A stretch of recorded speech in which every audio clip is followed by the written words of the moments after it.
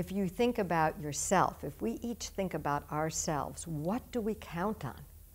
How do we organize our day? How do we organize everything about our lives? And I would submit that most of us start with the place that's home. And it is our base. You can't even get a post office box if you don't actually have a physical address. Everything depends on a sense of place. So to me, affordable housing is housing that is affordable, is a way that I prefer to think about it. And so that's not necessarily for lower income people, it's for people throughout the income strata. So it's just defined in the planning field as not spending more than 30% of your income on housing. So if you make more, you can spend more. Or if you make less, you spend less. So we shouldn't necessarily think about affordable housing as low-income housing. We shouldn't equate those two. We've identified, number one, that there's a huge need for more affordable units for the people who are already here, not just for the people who might be coming here, and that is probably the number one, if not one of the number one, economic development needs out there. You know, we have commercial space. We could use more, but we have commercial space out there. We've got loads of roads and interstate, more than most people have. We've got trains, we've got sewer and water. We've got all sorts of things out there. But what we don't have is we don't have housing. If you want to come here and be a startup, a place where you can live affordably, or if you're looking to hire a bunch of people, a place where those people who you're going to hire can come to live. In addition to that, I think you'd find that if you had $1 million to spend on a house, you'd have lots of choices these days. If you can afford $800 a month in rent, there's nothing available. And there is, we look at, again, you can always rent an apartment here if you have enough money, but the vacancy rate is now less than 1%. So there really is a dire lack of housing. In a normal market, you would have 5 or 10% vacancy, and that means the market's somewhat in balance. When you get down to 1%, it means there are people who are living in tents, people who are living in garages, people who are living in really unhealthy places simply because they can't afford it and there isn't enough housing out there. The groups that need affordable housing are the groups that are vital to the lifeblood of what a community is and can be. It's very important if you want a whole community, if you want a community that functions, that feels real, that's genuine, that literally involves the neighbors helping neighbors and everything else that we care about in Vermont. You want a community with a sizable portion of affordable housing, with a bunch of housing that's available to lower and moderate income people, certainly, because you have lower and moderate income people in your town. We're talking people who are working 1 and 2 jobs. They just need a house that they can afford. And over here, we also want to talk about our seniors, all sorts of other people who may have limited income for a variety of reasons. We want them to be able to live in our town. So to me, a town with enough affordable housing is a town that's a whole town.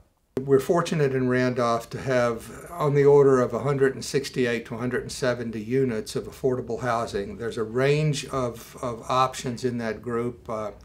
The Development Corporation, Randolph Area Development Corporation, has been our primary partner in the development of that housing, and they have acquired 2 mobile home parks, which gives us a range of services that goes beyond the fixed stock. They manage 3 elderly housing properties, the Red Lion Inn, Randolph House, and Jocelyn House. And then the other properties are affordable housing at a range of services, some subsidized in one way or another. But the combination of that 170 units and the addition of a few units managed by other nonprofits for handicapped persons or affordable needs gives us a diversity of people, families, ages in our community, and sustains the growth that becomes who we are.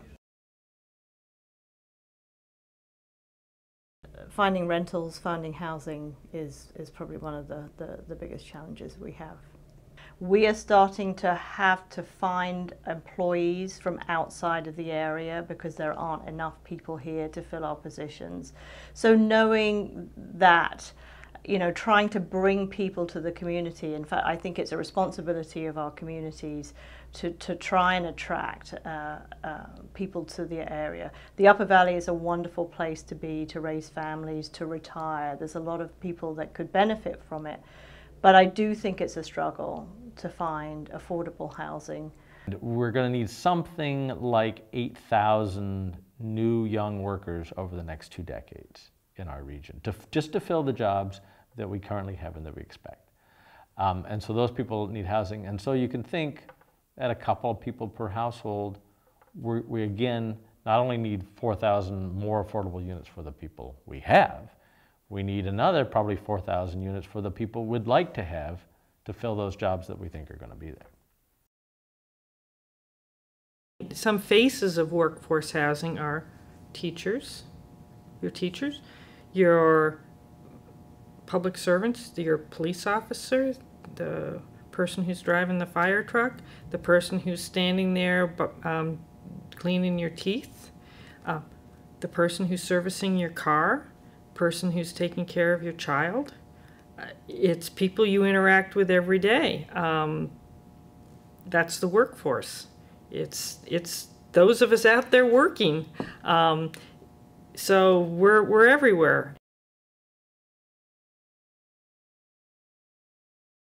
The groups of people who potentially need affordable housing are certainly those young couples who are starting out, young persons out of high school or college and young married who don't have the capital to buy a home and find renting on some of the private developments a bit expensive. One of the challenges in many parts of rural Vermont is families being able to find housing and a place to call home.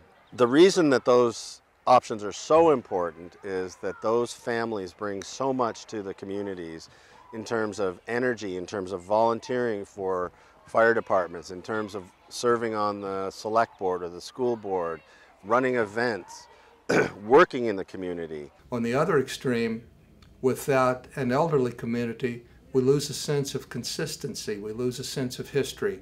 We want our kids to grow up knowing about all the aspects of who and what Randolph is and can be, and you do that by maintaining both extremes of client. You know, they often are concerns about what the housing will look like, who will live there, and the reality is often that the affordable housing that we construct, particularly the housing that we're constructing today, is often among some of the best built, most attractive housing in a community.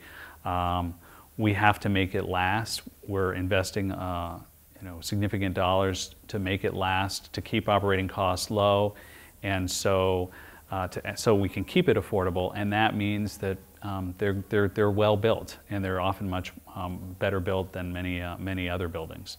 We definitely look for input around design through the public permitting process, whether it's through the planning board review, whether it's meeting with select board officials, whether it's meeting with the regulatory officials early on, so that if they've got concerns about what it's looking like or where, how we're working, how it will look within a site, we want to make sure we're bringing those concerns to the fore at the front end. It's important to think we're not only talking about the housing, we're talking about the residents. You're talking about people like me living in houses like mine when we're talking about both affordable housing and people who need affordable housing. It's great to be here in Stafford Commons. It took several years for it to be built, but as you can see, it's now built in a wonderful place to live. There are 28 units in Stafford Commons here, and this is a great addition to our regional housing needs. But for me, as someone who looked at Woodstock, really wanted to move here, and almost decided not to because I couldn't afford the housing, it's really comforting to see it every day getting built, and to know that other young families will be able to make that choice and say, yes, I will move to Woodstock, I will choose to work here, because I'll be able to have a home here. If we operate from an inclusive perspective, I don't think there's any reason why we couldn't find a way to have enough housing. We often hear statements that are assumptions and expectations. They're not facts. They're not grounded in information. If we were to listen and if we were to think about what makes a healthy community for all of us, I have a great deal of confidence and belief that we could find solutions.